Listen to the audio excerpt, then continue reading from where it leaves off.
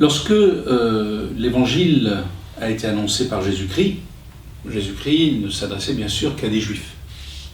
Et la première église qui a été créée lors de la Pentecôte, c'est une église que l'on appelle judéo-chrétienne, puisqu'elle n'était composée que de Juifs qui sont devenus croyants. Alors il y a bien sûr eu un événement extraordinaire, c'est qu'au sein de la nation juive, seuls quelques-uns ont fait partie de cette première église chrétienne qui était judéo-chrétienne.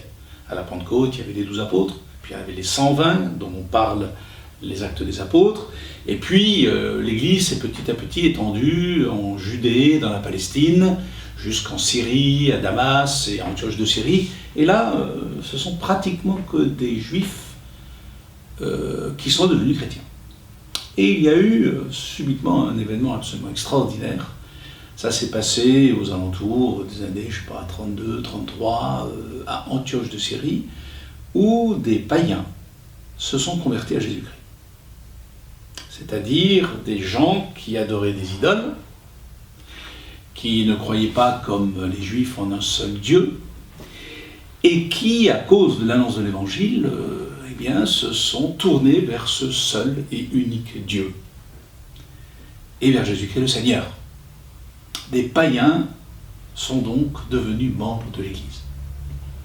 L'apôtre Paul était présent à Antioche de Syrie, Barnabas, et après ils sont partis pour annoncer l'Évangile dans l'actuelle Turquie, dans l'Asie mineure, au sud de la Turquie actuelle, dans les contrées de Galatie du Sud. Et là, plusieurs églises ont été créées, dont faisaient aussi partie des païens. Et cette réalité a complètement bouleversé l'Église. Le premier païen qui s'était converti, c'est un certain Corneille, qui au contact de l'apôtre Pierre, avant même Antioche de Syrie, s'était converti. Et déjà là, l'apôtre Pierre annonce ce que sera la réaction de ces juifs chrétiens, judéo-chrétiens, qui devront accepter les païano-chrétiens. L'apôtre Pierre a eu beaucoup de peine à aller annoncer l'évangile à ce Corneille, parce qu'un juif ne mettait pas les pieds dans une maison païenne pour manger avec lui. Il y avait des pratiques idolâtres, la nourriture n'était pas celle que mangeait le juif, et puis en plus, dans les maisons païennes, on pratiquait des avortements, ce que les juifs ne pouvaient pas accepter. Mais l'apôtre Pierre y était allé, et Dieu lui avait envoyé une sorte de vision avec une nappe qui descendait, avec tous les animaux que les Juifs ne mangeaient pas, en lui disant « mange ». Et l'apôtre Pierre y était allé, il avait mangé avec Corneille, et il avait été ouvert à l'idée de lui annoncer l'Évangile. Ce genre de problème, bien sûr, s'est retrouvé par la suite, lorsque des églises ont été fondées par Paul et Barnabas dans cette région de l'Asie mineure, en Galatie du Sud. Des membres de l'Église, de Jérusalem, de Palestine, sont venus en Galatie du Sud et ont dit, si vous les païens qui devenez chrétiens, vous ne devenez pas d'abord des juifs en vous faisant circoncire, et en acceptant le sabbat, en acceptant tous les rites juifs, vous ne pouvez pas faire partie de l'Église. Vous ne pouvez pas être de vrais chrétiens. On comprend la crise. Les judéo-chrétiens risquaient de se séparer des pagano-chrétiens. Et l'Église a connu une division, des tensions extrêmes à cette époque, aux alentours de l'an 49-50 après Jésus-Christ. Donc 20 ans après la mort et la résurrection de Jésus-Christ. Un concile a été organisé, où les responsables de l'Église se sont retrouvés, les apôtres, les responsables de l'Église de Jérusalem, toute l'Église de Jérusalem, des délégués qui sont venus d'Antioche avec Barnabas, d'Antioche de Syrie, tous se sont retrouvés à Jérusalem, et là,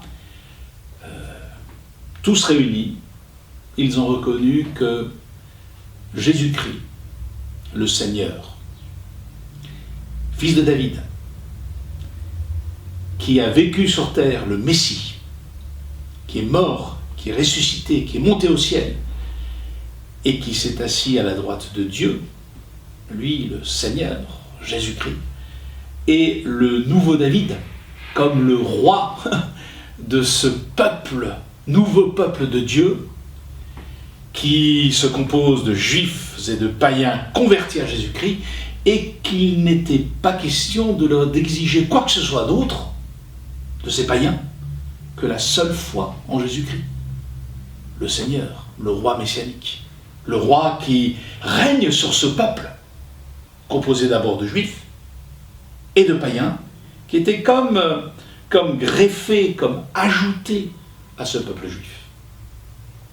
Et le choix était très clairement fait à la lumière de tout ce que l'Ancien Testament dit, de tout ce que la Bible dit, de n'imposer rien d'autre aux païens qui deviennent chrétiens que la foi en Jésus-Christ, pour être de vrais membres du peuple de Dieu. L'enjeu était énorme. En gros, la question est la suivante. Est-ce qu'un chrétien, c'est quelqu'un qui va faire partie d'une tribu, d'une nation de ce monde, des Juifs, ou est-ce qu'un chrétien, c'est uniquement et seulement quelqu'un qui croit en Jésus-Christ le Seigneur, et qui lui donne sa vie, et qui lui appartient? Le baptême des croyants, c'est précisément ça. On se fait baptiser, dit le texte de l'Écriture, non pas tellement en Jésus-Christ, mais pour Jésus-Christ.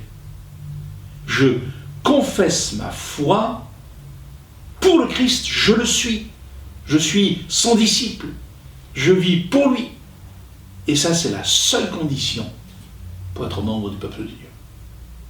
Ça a révolutionné l'Église. Et par la suite, on retrouve des païens convertis à Jésus-Christ, responsables de l'Église. Très vite, très vite. Même des esclaves. Des esclaves païens devenus chrétiens ont été parmi les responsables de l'Église. Très vite. À l'époque de l'apôtre Paul. C'est une révolution. Et ça, c'est le peuple de Dieu. Nous sommes un, juifs et païens, hommes et femmes, riches et pauvres, en Jésus-Christ.